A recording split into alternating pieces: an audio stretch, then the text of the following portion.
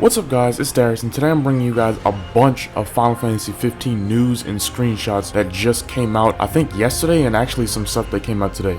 So before I get into the bulk of the really interesting stuff, I actually just wanted to put some information and some screenshots that came out this morning before I actually started this video. Now it actually pertains to Chocobos, and it's not too much information and not that many screenshots, but I decided to put it in here just because I don't think it deserved its own video, but I did think you guys deserve to hear about it because it does pertain to the game and how you actually will interact with the Chocobos. So it says, by riding on their backs, by the way, I'll put the link in the description to where you can actually see all of this information I'm going to give you in this video. This is from Latest News Explorer.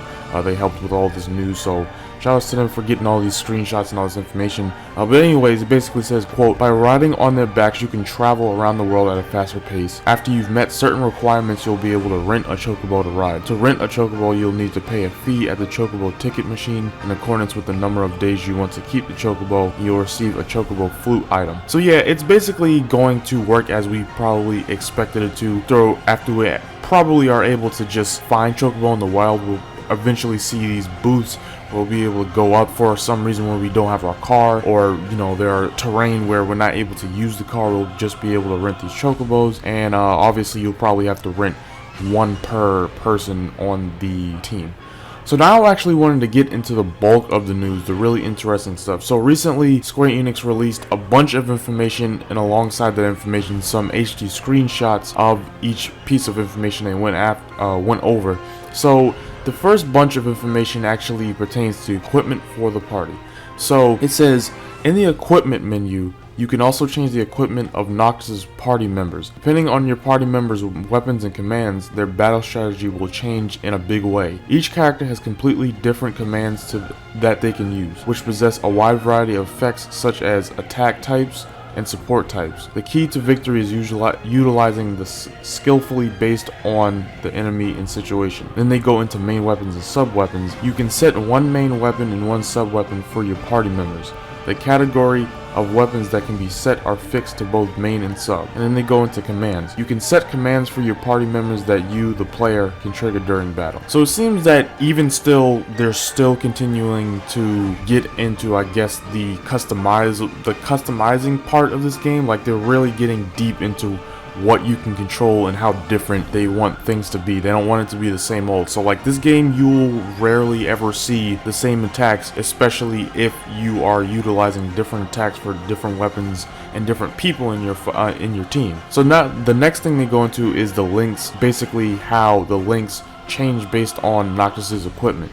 So it says the link attacks cooperative techniques you can trigger during battle, which will change based on the type of weapons equipped to Noctis. When Noctis has a great sword equipped, a link with Prompto can be triggered. Prompto will pass Noctis his gun, and Noctis will pass Prompto his sword before the two attack with each other's weapons to deal great damage. That sounds pretty damn cool. Like, it's basically just switch weapons, and I'm pretty sure the animation is really dope for that too. So then they get into links change based on your party's equipment. Now it says link attacks will also change based on the type of weapons your party has equipped. When Gladio's sub weapon is a shield, you can trigger a link attack that you normally couldn't if he only had his great sword equipped. Gladio uses Noctis' back as a step ladder, jumps high up, and strikes the enemy with a heavy shield. So yeah, that's freaking cool that like these link attacks are going to change based on the weapons. I didn't even know Gladio could use the shield, but now we do. So the fact that we know that Prompto and Gladio and most likely Ignis aren't just tied to their signature weapons, they have sub weapons that you can equip for them, is really cool, and it's also going to change the way battles work. So then they actually get into lodging, and they say the types of lodging. It says, quote, lodgings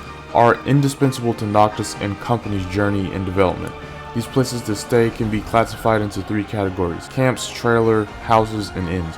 Now, for the most part, we basically know about that. We've known we can camp. We know that we could, basically stay in trailers as we did in episode Dusk Sky for both of those. But the inns we've yet to experience, but we've seen in trailers and some of these screenshots that they're showing, you can see them staying at inns as well. They say for camping is only possible at safety points known as marks where enemies can't approach. At camp, you can sleep and eat. It's beneficial in that it lets you sleep for free, and you can apply buffs to your party by eating Ignis's cooking. The downside is that the ingredients are required for Ignis to cook. Now, we basically knew all of that stuff because, again, we played that in Duskai. But they also get into trailer houses, and they say trailer houses are lodging scattered throughout the world. It's beneficial in that it offers relatively cheap lodging, in that while each trailer house differs, they come with various bonuses. The downside is that you can't eat any of Ignis's cooking, meaning no buffs. And we basically knew that from episode Duskai as well.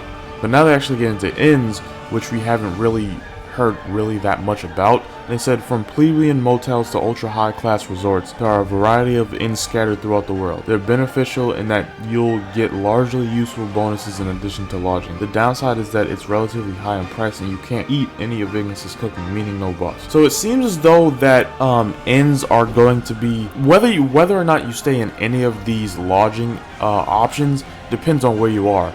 It seems that camping, in all honesty, seems like the most helpful out of all of them, because not only is it free, but you're going to be able to get the buffs that you really want for your party. They say the downside is that your ingredients are required for Ignis's cooking, but that's not really that much of a downside because, I mean, we did an episode Duskai. We went out, killed a bunch of enemies, and not only did we get the supplies for the buffs the next day, but it also gave us a bunch of experience. So it seems as though camping so far is the best way to go for laundry. But now it says something about Ignis's cooking, and it says you can only enjoy Ignis's cooking when you're at camp, and it looks and tastes can be compared to those of a first-class chef. By eating Ignis's cooking at camp, you'll gain buffs. Certain stats will be increased for the next day. You can obtain cooking ingredients like meat and vegetables through battle and exploration. When you obtain an ingredient you haven't obtained before, it's also possible for Ignis to learn a new recipe. Chocobos can also be given meals at camp, which can increase their level.